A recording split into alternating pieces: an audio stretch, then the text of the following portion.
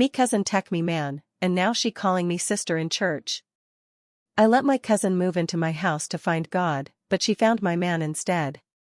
Now she's pregnant, in my church, and calling me sister like nothing ever happened. This is not just betrayal, this is a spiritual warfare. Let me tell you how me handle it with grace and boundaries, and nearly bussa him upside somebody head. Wagwan, family. Welcome to the channel where real-life Caribbean stories meet drama, betrayal, healing, and everything in between. The sizzle of jerk chicken on the grill, laughter, dominoes slamming, and kids running barefoot on the grass. Jamaican flags and balloons wave in the breeze. Ya ever feel like your spirit try warn ya, but you still smile and walk straight into your own heartbreak? This is my story. My name is Tamika. And this was the day my cousin Tasha walked into my life and tore down my world. A sunny Saturday afternoon in Mandeville. The big annual Grant family reunion barbecue, everybody comes out clean. Auntie Bev with her rice and peas, Uncle Clyde already tipsy and giving speech bout when me was a youth, and me granny sitting in her favorite chair under the almond tree blessing everybody with scripture and side-eye. Me? Me feel good. Me feel proud. After all, me brought my man fi the first time. Jerome. Tall. Smooth. Brown skin with a fresh trim. Always smelling like peppermint and prayer. Jerome was the man me prayed for after a lifetime of jokers. We met in Bible study, but he had the kinda smile that made even the church ladies giggle too long. A real catch. Me held on to him that day like a prize, introducing him to the whole family. Everybody loved him instantly, especially Tasha. Entrance of the party. A taxi pulls up and out steps Tasha, my cousin from Kingston, whom we hadn't seen in nearly 5 years. She steps out like she just flew in from foreign, lace front fresh, crop top tight, ripped jeans hugging every curve, and nails long enough fi scratch heaven gate. My granny claps her hands when she sees her. Look at my pretty grandniece. Kingston build you nice, en? But my spirit? My spirit takes a dip. Tasha walked over with confidence, sway, and smile, and right away she stretched out her arms. Tamika. Look Panya. You glowin', girl. Me hugged her, even though my body stiffened. Girl, meet my man, Jerome. Jerome stood up, respectful as always. He reached out fi shake her hand. Tasha laughed and said, shake? Cho, gimme a proper hug nah, we family. And that hug? It lasts 1 second too long. Later that day. Music is a pump. Everybody vibing. But my eyes keep flicking toward Tasha. Me nah lie, she bold. She loud. She dances like she's in a stage show. And me notice every time Jerome passes by, she always finds a reason fi touch him. Jerome. Help me reach the cooler. Jerome, you know me love a man who can grill. Jerome, you know who you remind me of? That one actor, me forgot his name, but he's sexy like ya. Me laugh it off. Because me no want fi be that girl, insecure and paranoid. After all, this is my cousin. But deep down, my gut was screaming. My bestie Shanice whispered to me that same evening, Tammy, you sure bout dat cousin? De way she avide pon Jerome, me nah trust it. Me brush her off. Sean, my cousin is just dramatic. She always likes that. Jerome loves me. She family. The sun began fi set. Jerome grilling, sweat on his neck, and Tasha leaned up next to him, laughing with her hand on his shoulder. Me stand a few feet away, drink in hand, smiling on the outside, but something inside me twist like a screw. Dem say you can't choose family. But me never know seh sometimes family choose fi betray you first. That day me welcomed both of them. And that was my biggest mistake. Me granny used to say, if you let snake sleep in a house, don't bawl when you get bite. But me? Me let snake curl up pon me couch, eat me food, borrow me clothes, and still me neither expect the venom to come from me own blood. Tasha arrived with bags a week after the barbecue. Tasha called me out of the blue. "'Cause, me need a place fi crash fi a while. Me tired of Kingston drama. Me just wanna reset my mind, draw closer to God, and maybe start over. Please, me now really have nowhere else." Me pause. Me could hear the old Tamika inside me whisper, "Boundaries, sis."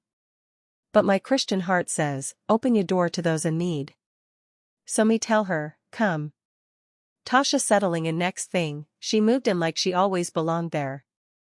Everywhere she goes, she lights up the room, extra laughs, loud conversations, long phone calls with friends me never met.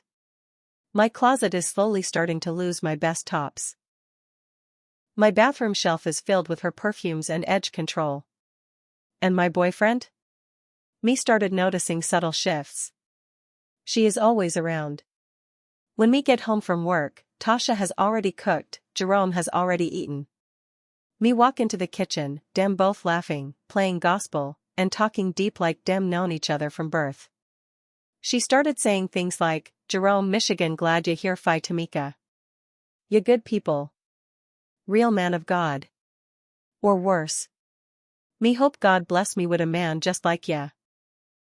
Me laugh nervously every time, but my spirit couldn't settle. Still, my silence me gut because me didn't want to look jealous, or insecure, in my own house. Me trust her. She's my cousin. My blood.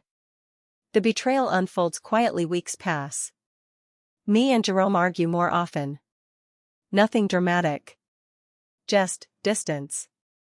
Me started feeling like me fighting for a space that used to feel safe. One night, me came home and my bed was cold. Me searched the house, him not there. Me walked down the hall. The light in the guest room was flickering under the door. Me lift my hand to knock, but me freeze when me hear whispers. Tasha giggled softly. Jerome says something me can't quite hear. Then me hear. "You always make me feel seen, you know that?" My chest tightened. My back pressed against the wall. Me wanted fi believe it was my ears playing tricks on me.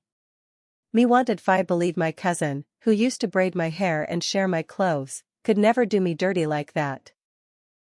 But my body knew. My heart knew. And when me finally stepped away from that door that night, me knew, the two people me trust most were betraying me under my own roof. The breaking point 3 days later. Me pretend like me don't know. Me go bout me business like normal, but me stop cooking. Stop asking where Jerome is.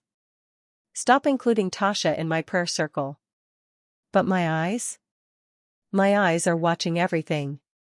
Until one night, Jerome never came home at all. Tasha says, "Oh. Maybe he crashed into one of his brethren." She barely blinks.